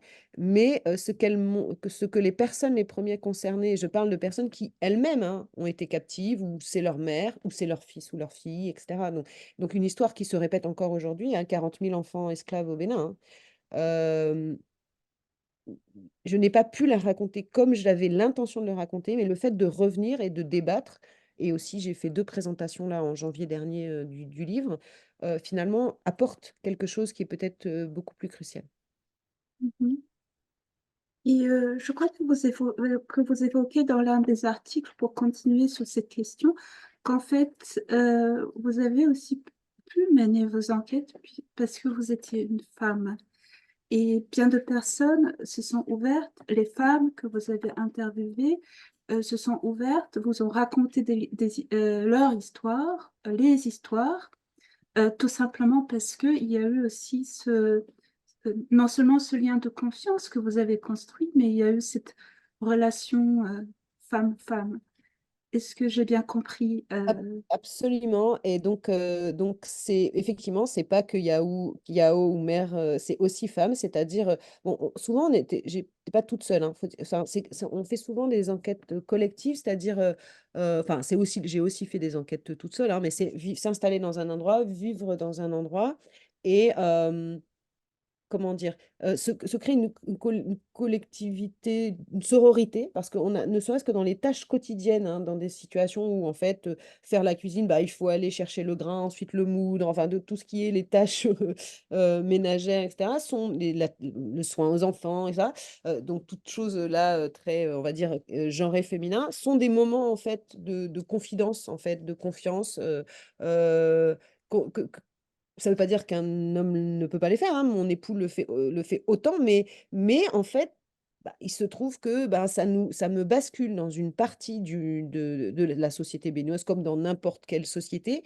qui fait que, j'ai une femme blanche éduquée a l'immense privilège de faire partie des deux mondes. C'est-à-dire que je peux passer mon temps dans des réunions totalement où il n'y a que des hommes, où on parle de pouvoir, de religion, de machin, etc., dans des espaces vaudous absolument interdits aux femmes, et en même temps aller dans d'autres espaces qui sont totalement interdits aux hommes. Et où j'ai une place en tant que femme ou épouse ou fille ou, enfin, ou mère, ou etc. Et donc, et ça, c'est un vrai privilège. C'est-à-dire que ça donne des positions. C'est la question de la sororité, parce que c'est aussi la question de l'adversité par rapport à des mariages qui sont dans des situations, des gens qui sont mes amis hein, maintenant, qui n'ont pas forcément choisi leur mari, on va le dire, pour le dire vite. Et donc, en fait, la sororité permet aussi des confidences. Parce que, en fait, c'est des sociétés extrêmement genrées aussi, enfin, au sens de ce passage-là, en fait, à qui on fait qu'on peut faire confiance. Voilà. Donc effectivement, et c'est aussi qu'au départ, moi, je travaille sur le pouvoir, en fait. C'est les questions, les enjeux de coopération, le pouvoir politique, je fais de l'anthropologie politique. Et le soir, je rentrais et j'avais une maison que je partageais avec 4 ou 5 amis qui venaient de différentes régions, belle-sœur à la sauce, enfin, belle-sœur, pas directe, hein, mais voilà, de différentes. Et on était 6 et on n'avait que le français en commun. Et donc, elles étaient, d'habitude, elles parlent en langue, et donc je ne comprends pas toujours, enfin voilà. Et tout d'un coup, là, comme tout le monde n'avait que le français en commun, j'ai été associée finalement à ce qui se passait dans la maison, et ce que les filles, les dames commentaient de ce qui se passait à l'extérieur, des cérémonies, des trucs de la coopération, des inaugurations, de la patrimonialisation, de pourquoi est-ce que des vieilleries, ce que les gens appellent les vieilleries de blanc, c'est-à-dire la volonté absolue des Français de garder les traces de leur patrimoine colonial et de décaisser beaucoup d'argent pour garder ce patrimoine dit colonial. Et donc, ça donnait lieu à des conversations, des moqueries au sein du gynécée, si vous voulez, alors que par ailleurs, je participais à toutes sortes de cérémonies où tout le monde approuvait cette patrimonialisation. Donc, c'est pas Mhm. que c'est femmes et blanches, parce que enfin, en tant que femme, je vais passer d'un côté, et en tant que blanche, je vais passer de l'autre. Voilà. Mhm. Très intéressant. Vous avez évoqué des entretiens que vous pouvez nous faire passer. Non, ce sont des entretiens ou des enregistrements des conférences, si j'ai bien compris. Peut-être que ça pourrait montrer aussi la façon dont vous travaillez ou les... Alors, euh, non, non, non, là, ce que je voulais. Alors, je sais pas si ça va marcher. Euh, Hop, je suis en train d'essayer un bouton. Voilà. Je suis en train de d'essayer Ok, certificat. C'est pas moi qui ai fait cette vidéo, hein, c'est vous avez vu le film Restitué? Non, pas encore.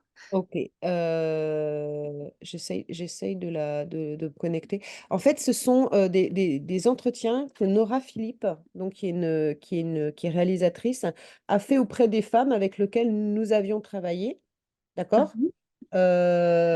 Qu'elle avait prévu de mettre dans le film Restitué, mais qu'elle n'a pas pu mettre parce que, comment dire, c'était trop bizarre pour Arte, pour la télévision et pour un film occidental. Et donc, elle fait partie euh, de notre groupe de recherche, enfin de notre programme de recherche. Et donc, du coup, elle nous a donné les rushs de ces films qu'elle a fait. Alors, attendez, j'ai tout autorisé. Voilà. Afin qu'on puisse justement les partager. Donc, c'est des personnes qu'elle a pu rencontrer parce qu'on les avait rencontrées, mais nous, on ne filme rien en fait. Euh, Ah, on- d'accord. D'accord? Donc, c'est juste pour vous montrer un petit peu. Alors, si vous voulez, je vais juste vous montrer un petit extrait pour vous donner un peu une idée. Alors, j'espère que c'est la bonne. Justement, c'est juste pour donner une idée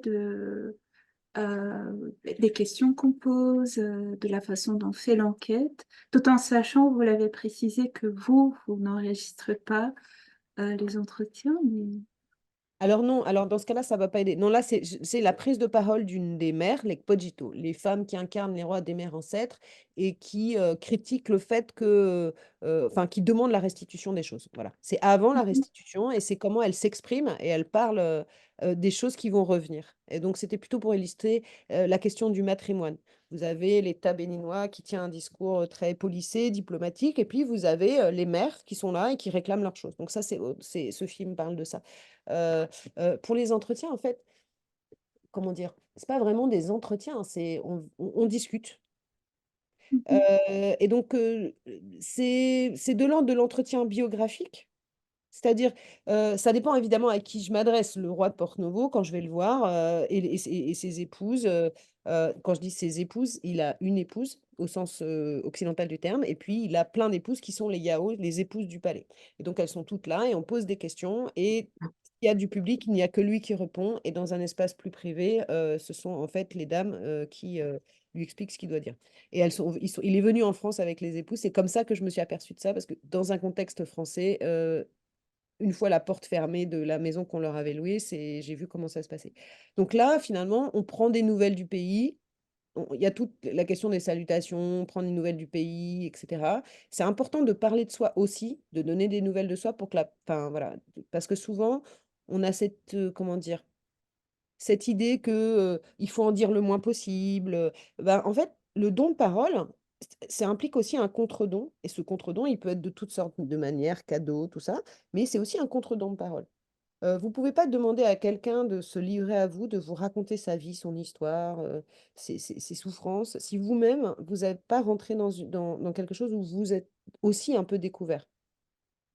Mhm. Euh, et ça, ça va un peu à l'encontre de l'idée que la question de comment on fait les biais, quand on fait un entretien, etc., la maîtrise des variables, la relance itérative, tout ça, ok. En vrai, ça se passe pas comme ça.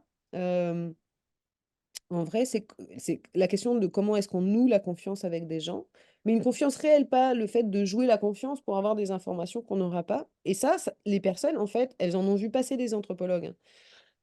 Et donc, c'est au bout de la troisième ou la quatrième fois qu'on vous raconte des choses. Vous voyez? Et Mhm. donc, ça passe par de faire raconter des histoires aux gens, c'est-à-dire leur demander de raconter les choses. Plus qu'un entretien avec des questions, mais plutôt de l'ordre de réponse, de demander, en fait, voilà, vous rentrez chez vous, ou vous allez voir quelqu'un et vous lui demandez, parce que vous êtes intéressé, comment ça se passe, bah, comment ça se passe avec les femmes du palais, ou comment ça se passe tel rituel par rapport à ce qu'il peut en dire, évidemment, qu'est-ce qu'il pense de l'actualité, voilà. Si vous Mhm. intéressez vraiment aux gens, eh ben, ils s'intéressent vraiment à vous. C'est aussi simple que ça. Voilà. Je ne sais pas comment dire les choses autrement. Par ailleurs, je fais des enquêtes quantitatives où on maîtrise les variables, les machins, etc. J'ai des programmes big data, tout ça. Mais là, c'est vraiment la construction d'une conversation qui ne Mhm. s'arrête pas, enfin, en fait, qui continue sur WhatsApp, par exemple. C'est aussi une relation, une sorte de relation amicale. Peut-être. Absolument. Absolument. Et par exemple, prendre des nouvelles du roi, du roi de Porto-Novo, régulièrement, on échange sur WhatsApp, des civilités, voilà. Euh, Mhm. c'est absolument fondamental. Aujourd'hui, avec les... Alors déjà, il y a cette idée de revenir, mais avec les réseaux sociaux, quand vous faites une enquête, il est normal, en tout cas, comme le fait de saluer ce qu'on appelle les grandes personnes, donc les plus âgées, de les saluer régulièrement fait partie d'une obligation. Moi, je dois vraiment, c'est un travail, hein, penser à me dire, il faut que je salue cette personne, cette personne. Donc, j'envoie simplement un petit message sur WhatsApp, comment allez-vous, Majesté, qui, quand est biais, donc comment va la maison, etc. Euh, c'est c'est- c'est de la communication fatigue. Mais c'est en fait extrêmement important pour la poursuite de cette conversation, parce que le jour où il va y avoir quelque chose d'important, bah finalement, le roi m'appelle en fait. Mhm. Vous voyez? Et je dis le roi, mais ça peut être le cas d'une amie qui, dont la maman est tradithérapeute, enfin, parce que j'ai un programme sur coordonne le parti Bénin-Sénégal sur un programme sur les plantes, le végétal urbain, ben voilà, des informations sur, ben là, ils ont coupé telle partie de la forêt sacrée. En fait, les gens, si simplement, simplement, ils penseraient pas à me le dire s'il n'y avait pas cette relation qui se poursuivait, en fait. Et ça, c'est pas du tout propre au Bénin, hein. C'est la même chose sur le travail que j'ai pu faire en Indre-et-Loire en France, au Sénégal, etc. De nouer une relation et de poursuivre cette relation avec une relation de familiarité, tout en ayant bien conscience qu'à un moment donné, il y a une forme de trahison dans la restitution. Donc évidemment qu'il y a des choses qu'on dit et qu'on ne dit pas, par respect pour les personnes, etc. Mais euh, il y a une forme de trahison dans la restitution pour un savoir, on va dire, savant. Heu, Après on fait ses choix. Moi, j'ai fait clairement un choix qui est, je vous ai dit, la position Yao, c'est-à-dire c'est un choix. Je ne travaille pas sur, je travaille avec, voire je travaille pour. Là, j'ai été intégrée dans le comité de préfiguration du Musée international du Vaudou, donc qui va ouvrir en dans 20 mois. On a 20 mois pour faire un musée. Concrètement, ben, il y a dans le comité, il y a pratiquement que des prêtres vaudous. Et ça fait pas un musée. Mais voilà, je travaille plus sur, je travaille pour là. Donc pendant longtemps, j'ai travaillé avec et finalement, j'ai été engagée par mon terrain, si je puis m'exprimer ainsi. Mhm. Et oui, parce que le langue est connecté directement avec la culture. Ça m'intéresse s'il y a de recherche ou quelque chose comme ça concernant les langues africaines qui sont très riches, mais aussi euh, souvent ils ont isolé de langues étrangères. Est-ce qu'il y a possible d'observer le changement comme nous avons maintenant, par exemple, en langue polonaise, où nous avons le change les noms pour les personnes politiques connectées avec le politique et les positions politiques. Euh, Est-ce qu'il y a... Pardon? J'ai pas sûre d'avoir compris comment ça on change de nom. J'ai pas sûre d'avoir compris ce que vous avez C'est-à-dire on féminise, c'est ce qu'on dit. Par exemple, au lieu de dire le Premier ministre, on dirait la Première ministre. Ou au lieu de dire le ministre, on dirait en polonais la ministre. C'est la D'accord. forme qui change en fonction du genre. Mhm. Vous voyez, alors qu'avant, il y a 10 ans, 20 ans, on utilisait uniquement un nom masculin. Vous voyez, un mot Mhm. masculin pour définir, décrire euh, les rôles politiques, sociaux. Vous voyez? C'est un Ok. peu comme en France, on dit maître de conférence ou maîtresse de conférence. Tout à Ouais. fait. Ou professeur avec un E ou pas avec un E, etc. Tout à fait. Euh, Et l'écriture inclusive qui a aussi fait des polémiques. Voilà. alors en France, moi j'essaye de trouver des termes épicènes, ce qu'on appelle les termes épicènes, c'est-à-dire chers collègues. Collègue, c'est masculin ou féminin. Donc voilà. Et donc on peut tout à fait. Et il y a aussi des termes qui existent et qui ont été bannis de la langue française à partir du grand siècle, c'est-à-dire à partir du XVIIe siècle. En fait, tous ces termes d'ancien français, par exemple, autrice est un extrêmement vieux terme qui avait été barré des dictionnaires parce qu'une femme ne pouvait quand même pas être une autrice.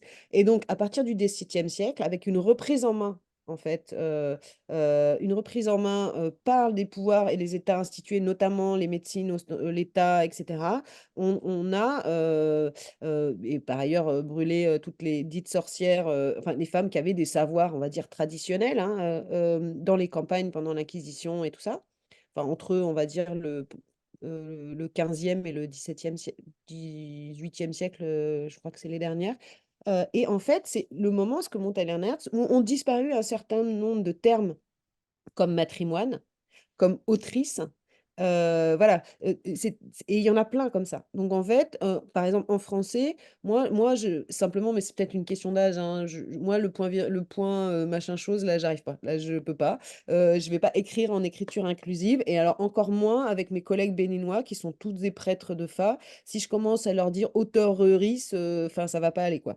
Donc en fait, dans les langues dont je vous ai parlé, en fait, c'est des termes genrés. Donc, que vous soyez un homme ou une femme, on emploie le terme. Donc, si c'est un terme masculin, en fait, si c'est époux, eh ben, c'est époux. Mais en fait, comme je vous ai dit, c'est relationnel. Donc, que vous soyez un homme ou une femme, vous êtes épouse du vaudou. Point. Mhm. Et donc, en fait, il y a moins Est-ce de que la... changements. Mais par exemple, en France, ça existe, hein, sage-femme, par exemple. Sage-femme, ben, on dit un sage-femme ou une sage-femme, d'accord? Parce que la femme, c'est la parturiente.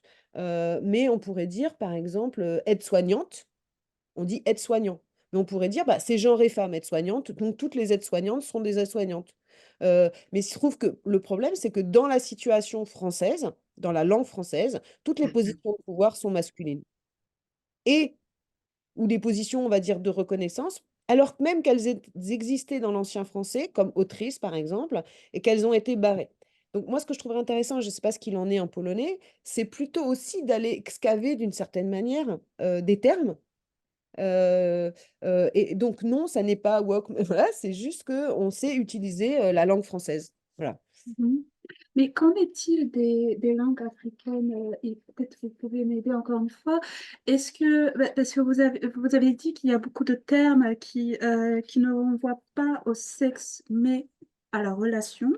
Et on peut bien décrire un homme en utilisant, en simplifiant en quelque sorte des termes féminins. Mais est-ce que la colonisation a altéré cela? Est-ce qu'on revient aujourd'hui à ces termes?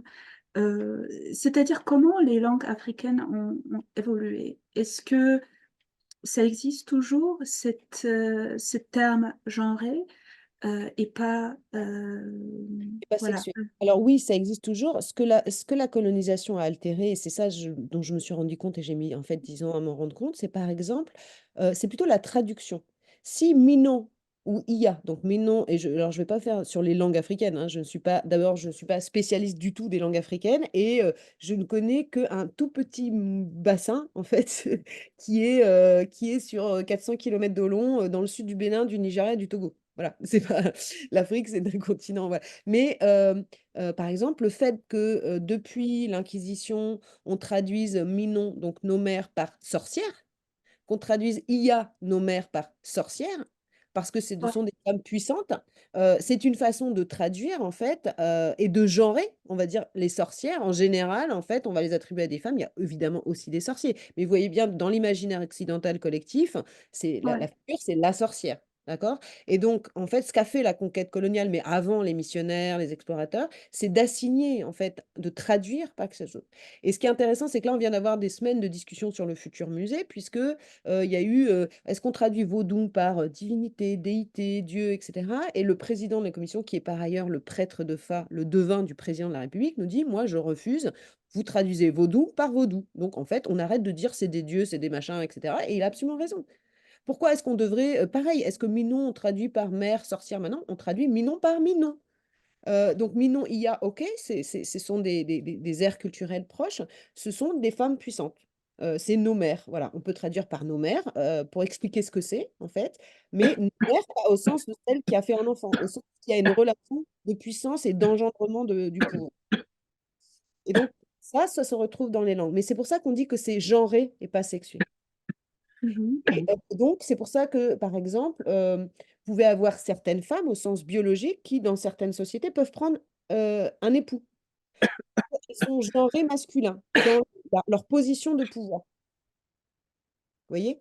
Donc, le fait qu'elles soient biologiquement, qu'elles aient des attributs féminins, on va dire, est moins important que la position sociale qu'elles ont, puisque ce sont des sociétés où la position sociale est centrale. Et donc, l'ensemble de cette personne, plus toute sa famille, sera genrée époux. Mhm. Comme l'épouse, donc la femme qu'elle va épouser, sera genrée épouse, elle et toute sa famille. Et donc, vous pouvez avoir une femme, mais qui peut être assez jeune, hein, mais même si souvent ce sont quand même des femmes âgées, mais qui va avoir une épouse et qui va parler au père de cette épouse ou à la famille de cette épouse. Toute la famille de cette épouse va avoir une relation d'assujettissement à elle, qui est une jeune femme. Vous voyez? Donc ces relations de pouvoir, elles sont pas liées à des catégories de sexe, ou elles sont plutôt, alors l'âge compte par contre, mais ça se traduit par des termes qui sont totalement genrés, dont je vous ai parlé, donc mais qui sont aussi de seniorité, épouse, mère, etc. Et pour finir cette question-là, c'est que en fait, la division en valeurs va être différente et c'est ça qu'on met longtemps à comprendre quand on est un ethnologue, notamment homme, parce qu'on a accès à certains mondes. Je ne parle pas dans le monde colonial, euh, le secret est considéré comme féminin, dans le genre, si vous voulez. Et donc, du coup, les pouvoirs étant les pouvoirs dits occultes, si je traduis, eh ben, ils sont genrés féminins par rapport au discours public qui va être genré masculin. La plupart des gens, par exemple dans la société Abomey, Madina, ma doctorante, ne connaît même pas le nom de son père, parce qu'elle est orpheline, et donc elle n'a pas été inscrite, mais sinon, la plupart des gens, même s'ils sont inscrits dans le registre d'état civil, etc., ils ont le nom de leur père, mais souvent, ils connaissent même pas le nom de leur père. Parce qu'en fait, le fait de définir ton identité par celui de ton père, ça, c'est ce qu'a installé le colon. Mais les gens, en fait, ont un rapport, si vous leur demandez, et c'est ce qui sort, par exemple, dans les études où on va vous dire un tel est Yoruba ou un tel est, je sais pas quoi, Gon ou Fon, etc. Si vous demandez à la personne, elle va vous décliner l'identité de son père. Parce qu'on est dans un registre français où on doit donner l'identité de son père, et c'est ça qu'on inscrit sur l'état civil, etc. Si vous intéressez aux relations qu'ont ces personnes, où elles vivent, leurs relations de familiarité, de proximité, en qui elles ont confiance, eh ben, c'est côté maternel. Et c'est pour ça que vous avez plein d'enfants qui ne savent même pas le nom de famille de leur père, en fait. Mais par contre, parce que c'est la colonisation, parce que c'est le régime, c'est le patriarcat, voilà, c'est le nom du père qui est bien inscrit sur le registre d'état civil. Et il y a un anthropologue allemand qui a travaillé sur cette question-là aussi, au Togo, qui montre exactement la même chose, en fait, aussi dans le monde vaudou, il y a cette relation on va dire, de proximité, de familiarité avec le monde genré féminin, là où on se sent bien, là où on se sent en sécurité, et un discours sur l'identité, en fait, ce qu'on doit donner pour l'extérieur. Et quand vous êtes d'un couple mixte, entre guillemets, vous allez toujours donner l'identité de votre père, par exemple s'il est Yoruba, même si vous ne savez pas un mot de Yoruba, en fait. Et si vous êtes complètement grandi dans un autre monde, dans une autre langue, etc. Mais si vous vous adressez aux Blancs ou à l'état civil, vous allez donner ce qu'on vous a dit de dire, c'est-à-dire l'identité de votre père, la langue de votre père, etc.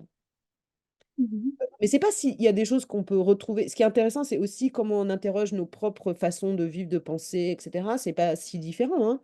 Mais c'est simplement que voilà ce qu'a fait la colonisation. C'est-à-dire, et derrière aussi les ethnologues qui sont venus faire des discours sur les ethnies. Moi, au début, je travaillais à Porte-Novo, je m'étais aperçue que tous les gens que je fréquentais, en fait, ne parlaient pas, avaient des parents qui ne parlaient pas la même langue. Leur père et leur mère ne parlaient pas la même langue. Et donc, j'ai cru que c'était une coïncidence, puisqu'il y avait tout ce discours ethnique, il y a tant de Yoruba, tant de Gon, tant de Fon dans la ville et tout. Et puis, au fur et à mesure, je disais, mais en fait, c'est le cas de tout le monde. Enfin, il y a énormément de gens, enfin, pas tout le monde, mais dont les parents ne viennent pas du même bassin linguistique. Mais simplement, si un ethnologue arrive et vous demande vous êtes de quelle ethnie ou vous parlez quelle langue, il donne la langue de son père. Il ne donne pas les 4 autres langues qu'il parle. Mhm. C'est très intéressant. Je vois qu'il y a une question sur le chat. Et peut-être je vais ajouter tout à l'heure une autre question, mais je vais la lire à haute voix. Euh, euh, Alexandra pose la question suivante. En quoi la notion de matrimoine peut-elle enrichir et compléter les approches actuelles dans les études de genre? Je ne sais pas si j'ai cette prétention-là, mais je pense que ça peut l'enrichir de 2 manières. La première, c'est la question de la génération ou de la seniorité. Donc, ce que j'ai un petit peu évoqué. Je pense que les études de genre telles qu'elles ont été développées en Occident sont totalement occidentalo-centrées et elles sont basées sur un problème qu'ont les femmes occidentales, qui est que, on va dire, depuis le XVIIe siècle, les rapports sociaux de sexe font que les femmes se pensent comme dominées. Et elles sont objectivement dans les catégories sociales, en tout cas. Mais pourquoi? Et là, je me ferai tuer par les féministes. C'est parce que en termes de valence différentielle, on va mettre, et c'est ce que la société va valoriser, elle va valoriser les activités, les métiers, les positions qui sont genrées masculins.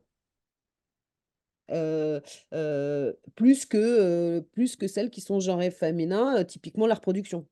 la reproduction des enfants, si vous voulez, la génération des enfants, ce qui n'est pas le cas dans d'autres sociétés. Elle va valoriser la jeunesse. Et non pas, quand vous êtes vieux, vous êtes moins acheté à 50 ans en France, plus vous trouvez plus du travail, enfin voilà. C'est des sociétés où c'est pour ça que le terme matrimoine est intéressant parce qu'il permet de réinvestir, le caractère relatif, c'est-à-dire que vous n'êtes pas assigné à un sexe, à une position sociale, une couleur de peau ou quoi que ce soit, puisque ça change, la question de la génération. Ben, en fait, la seniorité, ben, au début, vous êtes jeune, à la fin, vous êtes vieux. D'accord? Mais contrairement aux sociétés occidentales, plus vous êtes vieux, plus vous avez de la valeur. Donc ça change un petit peu, par rapport à d'autres sociétés. Et pourquoi plus vous êtes vieux, plus vous avez de la valeur? Parce que matrimoine, parce que c'est la question de l'engendrement et donc de l'engendrement de générations. Et plus vous avez vous avez produit des générations qui ont produit des générations, plus vous avez du pouvoir. Et donc là, vous voyez bien que c'est genré féminin puisque c'est c'est pour ça qu'on va dire nomère, même s'il s'agit d'un homme, par exemple, parce que c'est celui qui engendre. Et que le roi va être Dada, la grande-mère, la grande-mère, pas la grand-mère, hein, la grande-mère, puisqu'il engendre le royaume, voyez? Et donc cette notion de matrimoine, je pense qu'elle est telle que construite du point de vue d'autres sociétés, qui ont aussi des problèmes de patriarcat, hein, mais elle nous permet de réinterroger des choses qui nous paraissent, on va dire, qui peuvent devenir un peu des réflexes, en fait, et hem et je suis p ce que j'apporte, c'est le fait d'utiliser le terme matrimoine, parce que je l'ai vu utilisé comme ça, au Bénin, mais ce sont des réflexions qui ont été mis en œuvre dès les années 80 par les sociologues, du Nigeria, qui, en fait, trouvaient que la manière dont les féministes, blanches américaines, parce que c'était essentiellement américaines, ne prenaient absolument pas en compte, cette question-là et que les africaines américaines, étaient dans un enfin, ont construit la catégorie d'intersectionnalité, mais parce qu'il s'agissait de penser, et c'était tout à fait justifié, une double domination dans le sexe, dans la classe, et dans la race. Voilà, enfin une triple, hein. Donc elles avaient leur mobile, si vous voulez, leur motivation tout à fait justifiée. Mais cette notion de matrimoine, c'est simplement une façon d'essayer de nommer, ce qu'ont travaillé, des sociologues, des anthropologues, des philosophes dans d'autres aires culturelles. De Mhm. nommer en français. Mais je ne sais pas, par exemple, si cette notion-là, elle existe en polonais. Comment voilà, parce qu'en américain, par exemple, on va dire heritage, d'accord? Et c'est très compliqué parce que des fois, on dit rematriation, repatriation, ça commence à rentrer, en fait, le fait qu'il y ait 2 choses puisque voilà, aux communautés, rematriation, aux États, repatriation, ça vient, en fait, de l'Amérique du Sud.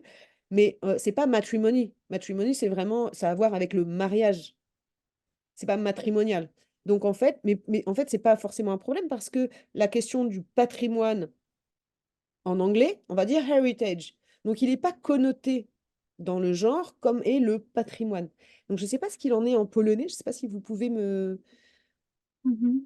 Je me suis justement posé cette question en préparant le séminaire parce qu'à un moment, dans vos articles, vous dites même la notion de la patrie, ça vient du père et pas de la mère. Et je me suis dit, effectivement, en fait, dans différentes langues, donc c'est la patrie, pareil en polonais, ojczyzna. Et même ce mot ojczyzna, ça vient du mot ojciec, le père. Pareil en anglais, on dit de fatherland. Mmh C'est vrai, en anglais, si je comprends bien, il n'y a pas de genre, donc c'est the fatherland. Mais quand même, il y a dans ce mot la notion de father, donc le père. Pour le patrimoine, on le traduit en dziedzictwo, donc ce serait plutôt proche du mot anglais. D'accord, Euh, c'est un peu plus neutre. Dziedzictwo, c'est le fait d'hériter quelque chose. d'accord, Dziedzictwo, ça va être quelque chose laissé par des générations précédentes. Voilà, donc par contre, je ne sais pas s'il y a cette traduction du mot matrimoine. Voilà. Enfin, pour le patrimoine, on parle de dziedzictwo, pour la patrie de ojcowizna, qui a vraiment cette connotation masculine, même si le genre qu'on utilise, c'est le genre féminin, si on peut dire comme ça. Voilà. Non, je me suis posé la même question et effectivement, C'est euh, intéressant parce que vous n'avez pas les mêmes problèmes. C'est-à-dire qu'en français, on a vraiment le problème avec le terme patrimoine. Si vous utilisez le terme héritage, vous n'avez pas le même problème, en fait. Enfin, mhm. peut-être qu'il faut le retravailler différemment, mais c'est pas forcément pertinent d'utiliser matrimoine. Enfin, dans le genre, peut-être pour appréhender les questions relationnelles, etc. Mais vous n'avez pas cette même connotation un peu lourde. Voilà. Mais en anglais, c'est probablement important de mentionner qu'il y a aussi le mot motherland. Bien sûr. Et c'est plus populaire comme fatherland. En polonais. Non, non, en anglais. Ah, en anglais. Oui. Voilà. Oui, motherland. Bah, oui. Mais en français, on dit des fois la mère patrie, ce qui est quand même assez drôle. La mère patrie, c'est bah, voilà, le Mais pater, la mère patrie, enfin voilà. mhm. Pareil en polonais, on dit matka ojczyzna aussi. Donc, je ne sais pas, voilà, comment circulent les traductions. Est-ce qu'on l'a traduit de la langue française ou c'est juste un phénomène européen? Mais nous avons aussi cette notion-là. Voilà. Par contre, je ne savais pas qu'on utilise le mot motherland quand je pense à la Fréquent. traduction du mot Oui. patrie, la patrie. Le mot fatherland, ça me vient. Oui, ça dépend en région parce que je suis spécialisée en la culture britannique. Ah, ah. Alors, ici, nous avons Motherland Mhm. comme le plus fréquent mot. D'accord. Et les Mais Anglais, c'est que, par exemple, pour Américain, c'est quelque chose l'autre. Alors, ça dépend. D'accord. Peut-être parce que. Enfin, intéressant, je ne savais pas. Donc, vous voyez, j'apprends beaucoup de choses. Je ne sais pas s'il y a encore des questions. Je vais peut-être poser la toute dernière. Ce qui m'a paru très intéressant dans vos recherches, c'est que non seulement vous voulez rendre visibles les objets des femmes, produits pour des femmes, utilisés par les femmes, donc ça, ce serait une approche postcoloniale, mais aussi vous voulez en quelque sorte de reconstituer le monde d'avant la colonisation. Bien, comme vous dites, la culture des sociétés traditionnelles. Et peut-être pour terminer, je ne vais pas entrer dans le débat sur la théorie décoloniale.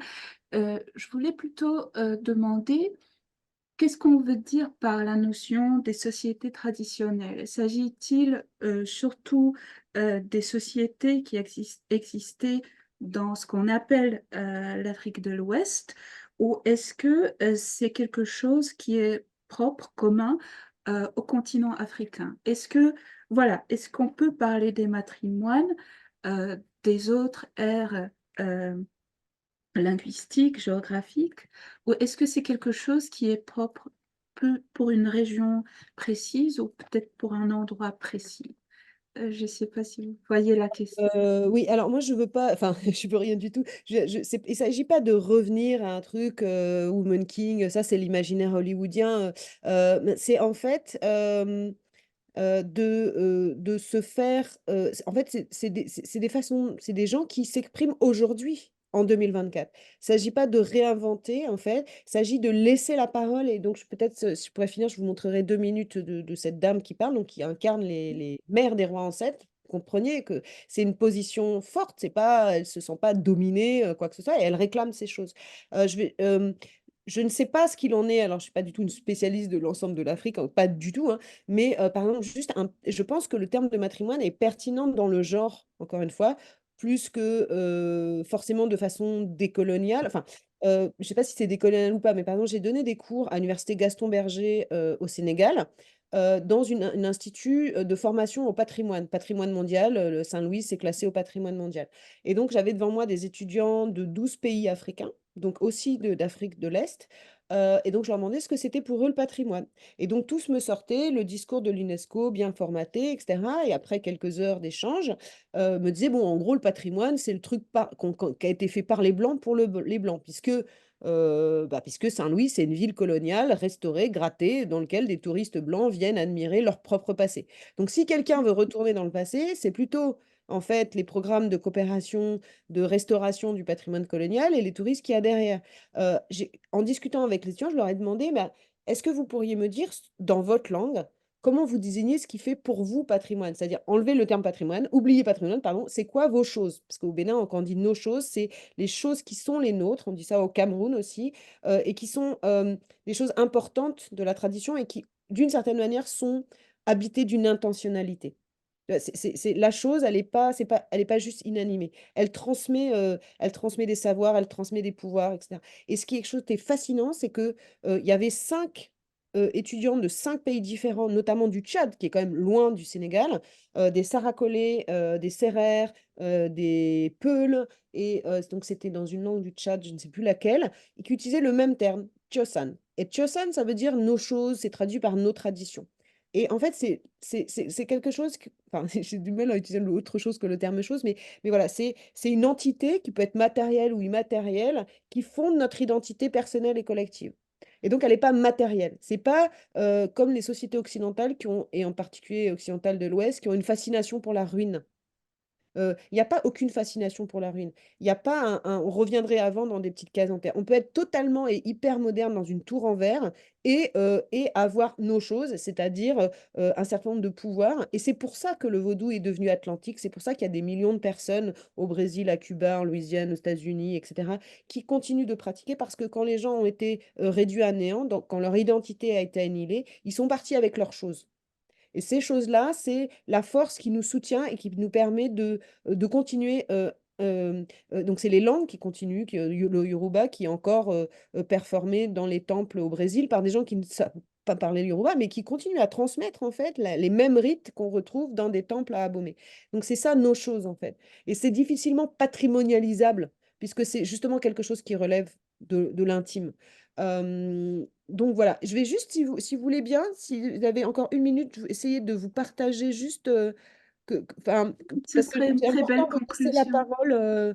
parole au premier concerné. Alors, je vais mettre en route et alors, Tágbó bí gbòdì wá gbàlejò dìnnà àlejò wá je vais, alors attendez, ah non, là, c'est pas le bon que je suis en train de partager. Alors attendez.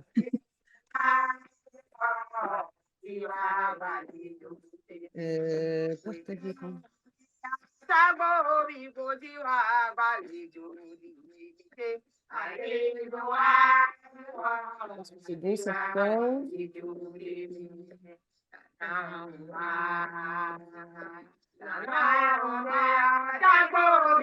Donc là, ce qu'elles disent, c'est un chant, en fait. Donc ça, les images sont filmées au musée de Quai Branly avant le départ.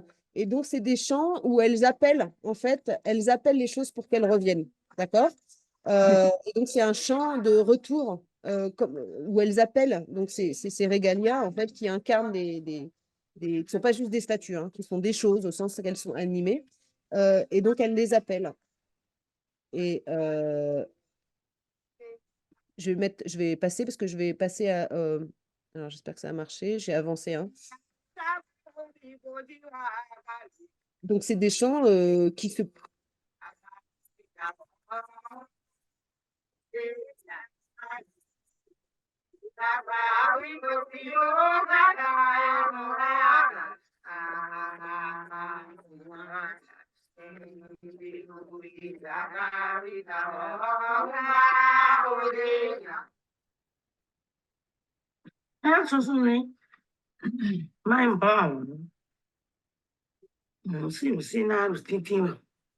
Do meleo, Nwenu blomu ye di de ato de di choboro. ifo ida ikpo ura chokere do nu yebe choru do ba bele dia le ma wa o e lo to je ye lo si bole be deji wu mo be mi deru le do nu mi to le te bebe ra we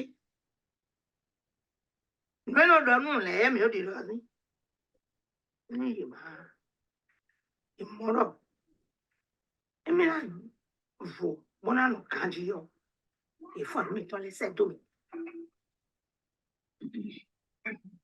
wow asra wi bona be na bi me to le be bona so ide be lo ban me ka we fifa yo ko mo do yo ya te mo me ale no ho me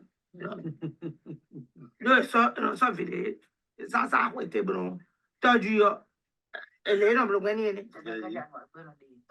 ta ka ja no pe yo me na de ze wa le no de ze wa ma le be te ko po mo mi to le ni wa we